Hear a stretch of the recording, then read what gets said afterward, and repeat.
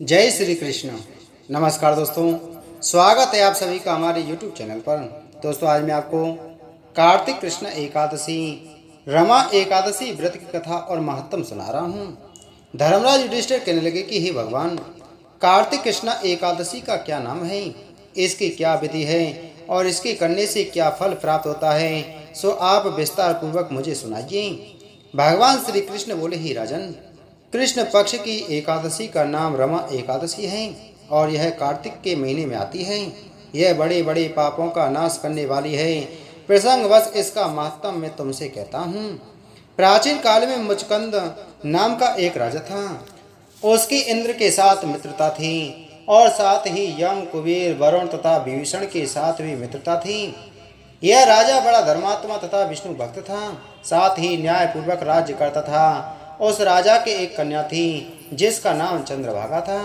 उस कन्या का विवाह चंद्रसेन के पुत्र सोवन के साथ हुआ था। एक समय सोवन अपने ससुर के घर आए और उन्हीं दिनों जल्दी ही पुण्यदायिनी रमा एकादशी भी आने वाली थी। जब व्रत का दिन समीप आ गया तो चंद्रभागा को अत्यंत सोच उत्पन्न हुआ कि मेरे पति बहुत दुर्बल हैं और मेरे पिता की आज्ञा अति कठोर है। दसवीं को राजा ने ढोल बजवाकर सारे राज्य में यह घोषणा करवा दी कि एकादशी को भोजन नहीं करना चाहिए। घोषणा सुनते ही सोवन को अत्यंत चिंता हुई और अपनी पत्नी से बोला कि अब क्या करना चाहिए, मैं तो किसी भी प्रकार भूख सहन नहीं कर सकूंगा। ऐसा उपाय बतलाओ कि जिससे मेरे प्राण बच सकें, अन्यथा मेरे प्राण अवश्य चले जाएंगे। चंद्रभागा कहने लगी कि हे स्वामी, मेरे पिता के राज्य में एकादशी को कोई भी भोजन नहीं करता। यहाँ तक कि हाथी, घोड़ा, ऊंट, बिल्ली, गौ आदि तृण, अन्न, जल आदि भी ग्रहण नहीं कर सकते। फिर मनुष्य का तो कहना ही क्या है। यदि आप भोजन करना चाहते हैं तो किसी दूसरे स्थान पर चले जाइए, क्योंकि यदि आप यहाँ रहेंगे तो अवश्य ही व्रत करना पड़ेगा। ऐसा सुनकर सोवन कहने लगा कि हे प्रिय, मैं अवश्य व्रत करूँगा, जो भाग्य में होगा वह देखा जाएगा। ऐसा विचार कर उसने व्रत किया और वह भूख व प्यास से अत्यंत पीड़ित होने लगा। जब सूर्य नारायण अस्त हो गई और रात्रि को जागरण का समय आया, जो वैष्णवों को अत्यंत हर्ष देने वाला था, परंतु सोवन को अत्यंत दुखदायी हुआ। प्रातःकाल होते सोवन के प्राण निकल गए। तब राजा ने सुगंधित काष्ठ से उसका दाह संस्कार कराया, परंतु चंद्रभागा ने अपने पिता की आज्ञा से अपने शरीर को दग्ध नहीं किया और सोवन की अंत्येष्टि क्रिया करने के पश्चात अपने पिता के घर में ही रहने लगी। रमा एकादशी के व्रत के प्रभाव से सोवन मंदराचल पर्वत पर धन धान से युक्त तथा शत्रुओं से रहित एक सुंदर देवपुर को प्राप्त हुआ। वह अत्यंत सुंदर रत्न और वैदुर मणि जड़ित स्वर्ण के खम्भों पर निर्मित अनेक प्रकार की स्फटिक मणि से शोभित भवन में सिंहासन पर आरूढ़, श्वेत चट और चवन, मस्तक पर किरीट, कानों में कुंडल, कंठ में हार, बाहु में कपूर विभूषित गंधर्व और अप्सराओं से ऐसे शोभित होता था मानो दूसरा इंद्र विराजमान हो।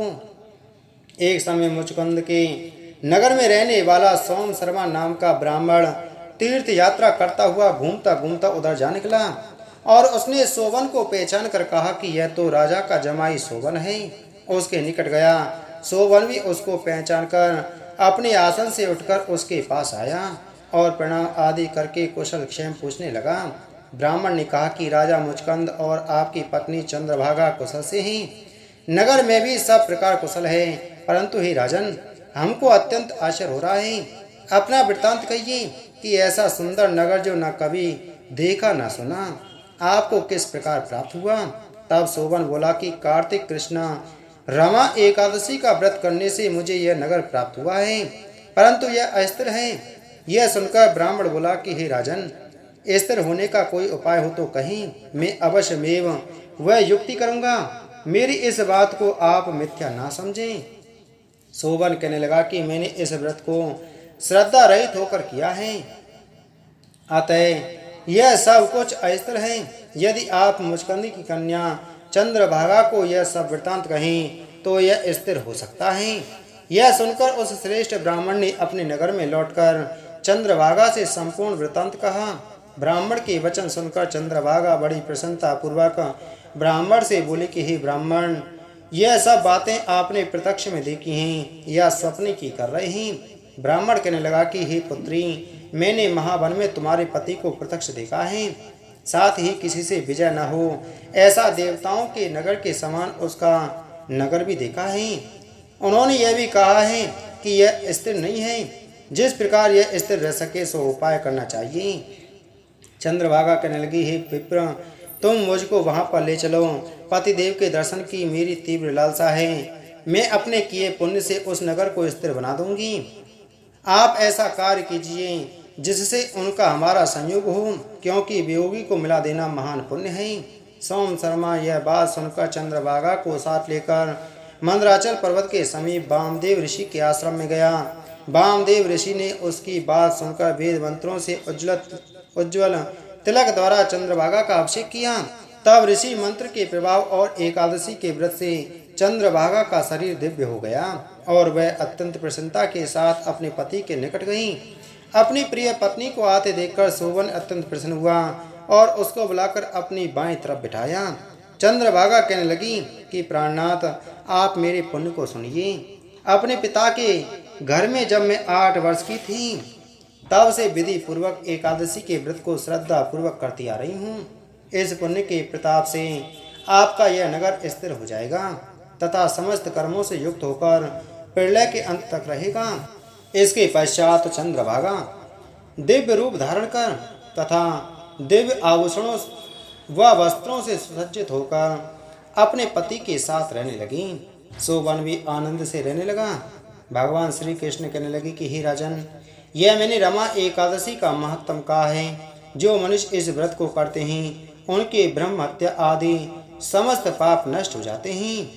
कृष्ण पक्ष और शुक्ल पक्ष दोनों एकादशी समान हैं, इनमें कोई भेदभाव नहीं है, दोनों समान फलदायी हैं। जो मनुष्य इनमें भेद करता है वह नरक में जाता है और जो इनका श्रद्धा पूर्वक व्रत करता है वह स्वर्ग को जाता है। जो मनुष्य इस महात्म को पढ़ते अथवा सुनते हैं और दूसरों को सुनाते हैं उनके समस्त पाप दूर होकर विष्णु लोक की प्राप्ति होती है।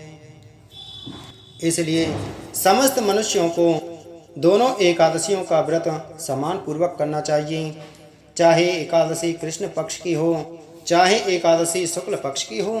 दोनों एकादशी समान पुण्य फल देने वाली होती हैं। इसलिए दोनों एकादशियों का व्रत श्रद्धा पूर्वक जरूर करना चाहिए। इसके करने से समस्त पाप नष्ट हो जाते हैं और अंत में मोक्ष की प्राप्ति होती है। इसलिए हे युधिष्ठिर, तुम भी रमा एकादशी का व्रत करो। इसके करने से तुम्हारा राज्य भी शत्रु रहित हो जाएगा और किसी से भी विजय नहीं होगा। बोलो एकादशी महत्तम की जय। बोलो श्री कृष्ण चंद्र भगवान की जय।